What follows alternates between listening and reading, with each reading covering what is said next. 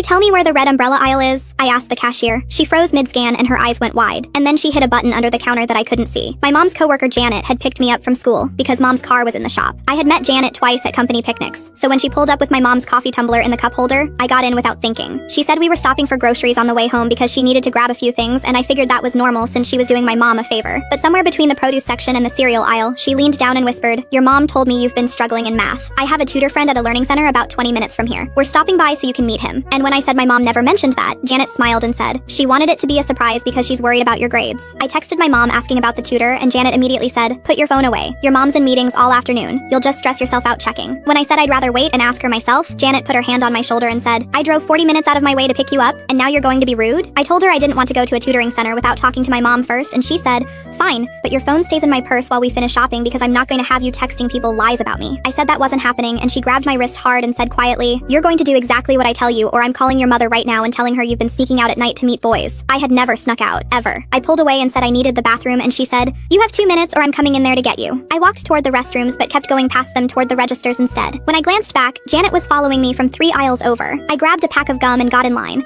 and Janet positioned herself at the end of the aisle with her arms crossed and her eyes locked on me. When I got to the counter, I leaned forward and said to the teenage cashier, "Can you tell me where the red umbrella aisle is?" It's a code phrase my best friend taught me after she read about trafficking. It means call the police. The cashier scrunched up her face and said, "We don't sell umbrellas." So I said it again slower. The red umbrella. Then she turned to the manager standing 6 feet away and said loudly, "Do we have a red umbrella aisle?" And I felt every cell in my body catch fire. The manager looked at me confused and started walking over, but then her eyes caught on something behind me and her entire expression changed. She hit the button under the counter and said into her radio, "I need security at register 4 right now." The cashier finally looked past me and saw Janet standing 2 feet behind me with her hand reaching for my backpack. The manager stepped around the counter and said, "Ma'am, step back." And Janet said smoothly, "I'm her aunt. We're just shopping together." Her voice was calm and warm, exactly the kind of adult you would believe. The cashier said quietly, "She asked about red umbrellas." And the manager's face went hard. She stepped between me and Janet and said, "Security is on the way. Stay exactly where you are." Janet grabbed my backpack and yanked me backward, and when I screamed, she announced to the whole store, "She's lying. She's my niece, and she's been shoplifting, and now she's making up stories." 2 security guards came running, and Janet yelled, "I have text messages from her mother asking me to pick her up. This is a family matter." One guard said, "Then you won't mind if we call her mother to confirm." Janet shoved me into the manager and said, "You're going to regret this. I know where you live. I know what school you go to." And then she ran toward the exit. They caught her in the parking lot trying to get into a van that wasn't the car she picked me up in. When police searched it, they found zip ties, duct tape, and a folder with photos of 6 different girls from my school. Janet didn't work with my mom. She had been watching the carpool lane for weeks.